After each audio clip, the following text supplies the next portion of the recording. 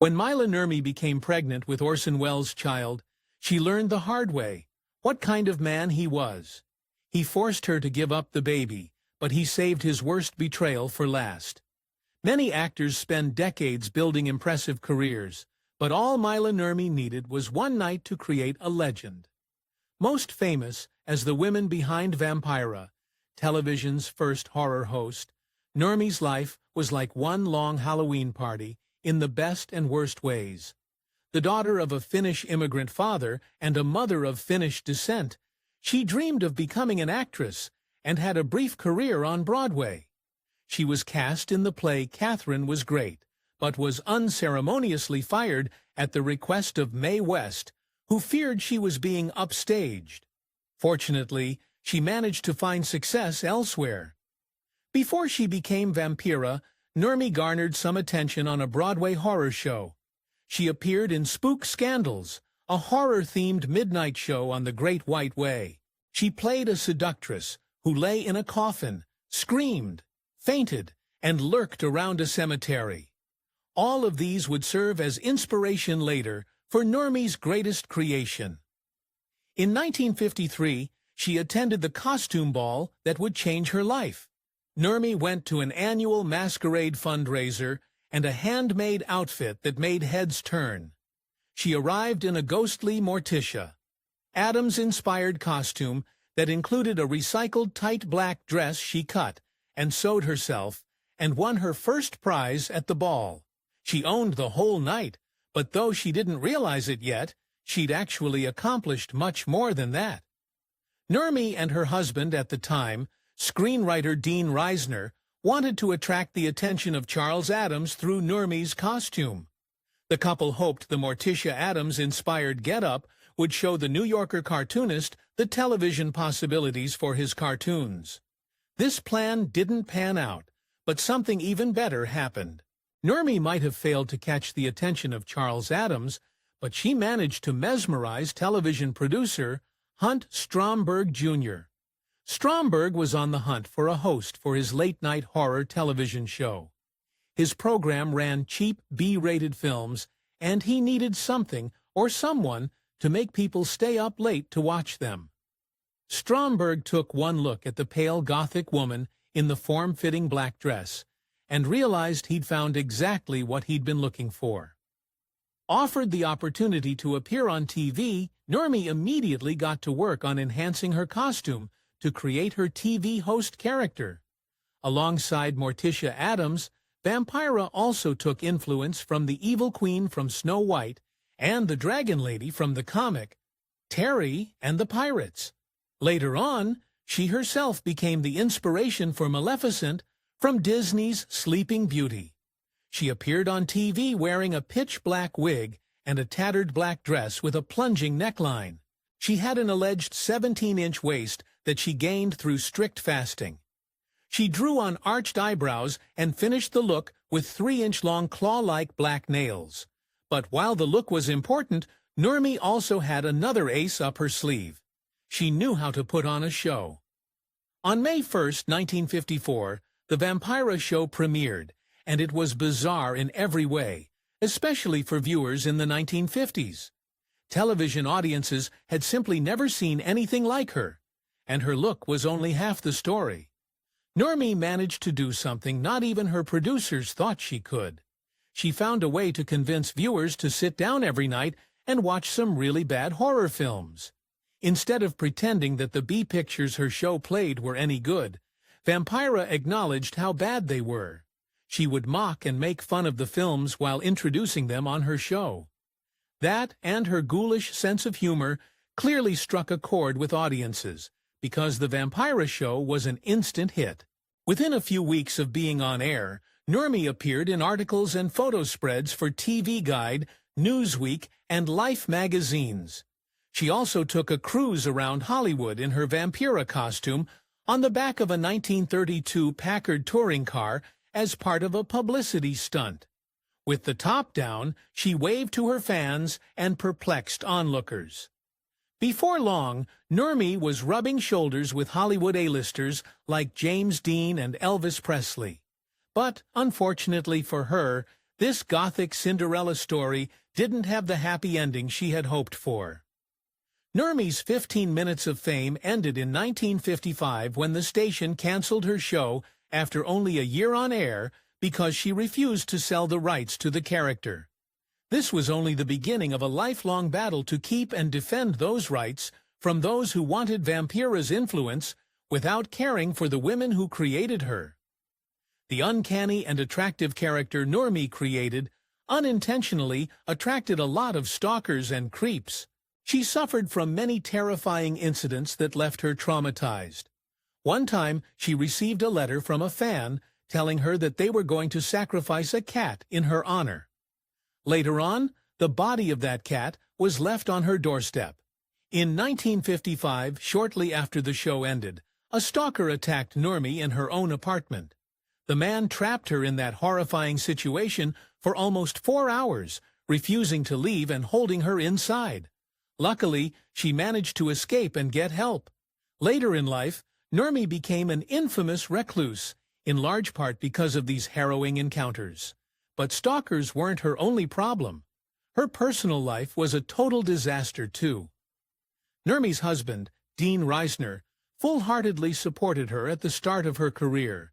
But as time went on, his support dwindled.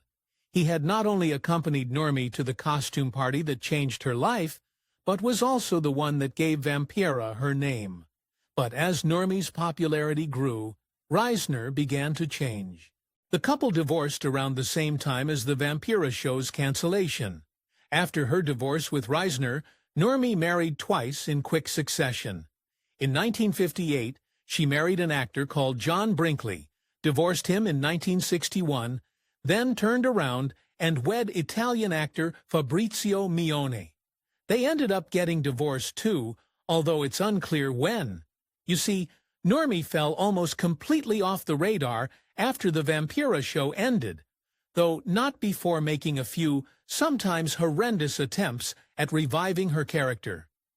In 1959, Nurmi played Vampira in the sci-fi horror film Plan 9 from Outer Space. The bizarre film, written, directed, and produced by Ed Wood, featured aliens, a doomsday weapon, the undead, and, of course, Vampira. Critics dubbed the film the worst film ever made, and Nurmi agreed. The film actually gained a cult following years later at the peak of the so-bad-it's-good cinema. But that didn't help Maila Nurmi.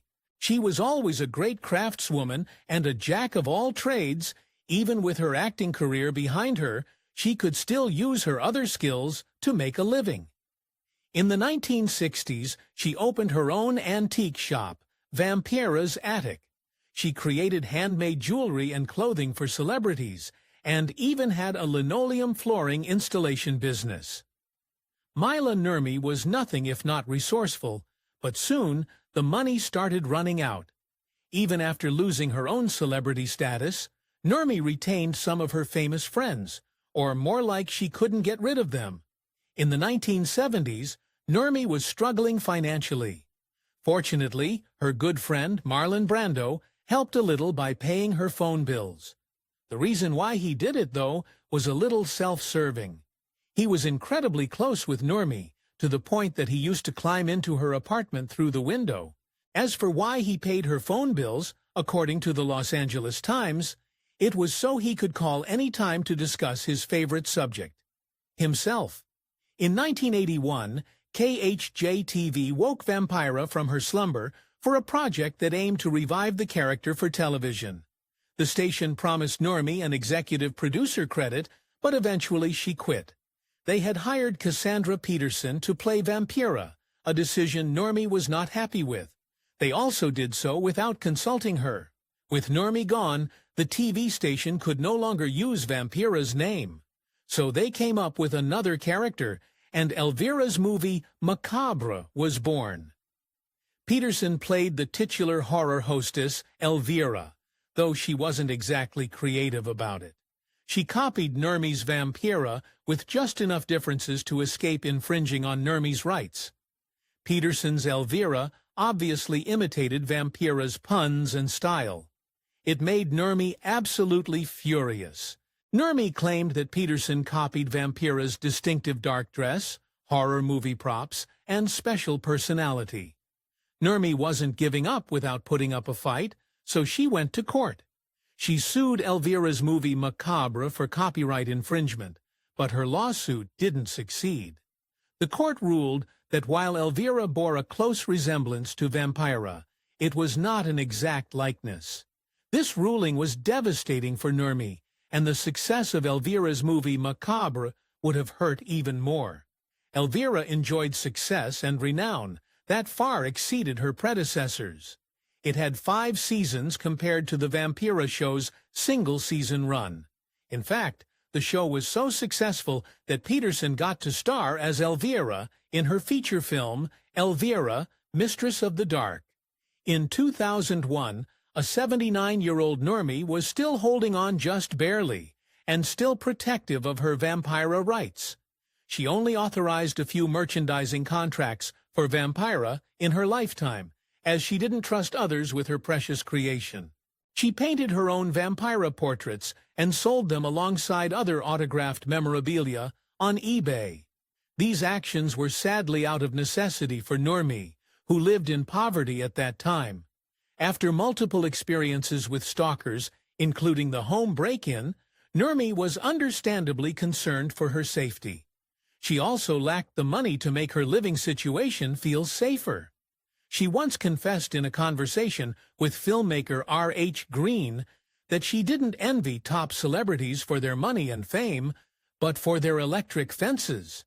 Since she couldn't do much about the money, she hid from the outside world. Maila Nurmi lived in obscurity in the later part of her life, but Vampira's popularity was still raging.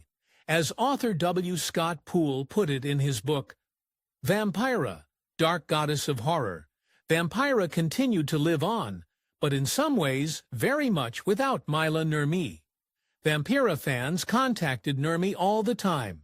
This initially made her weary, so she only accepted letters through emissaries and never shared her address. But eventually, her loneliness got the best of her. In her last years, Nurmi lived alone and was desperate for human contact. Most of her friends had either died or drifted apart from her.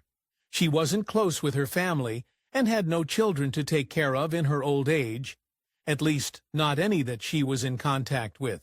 So she became more welcoming to Vampira fans who wanted to know more about her.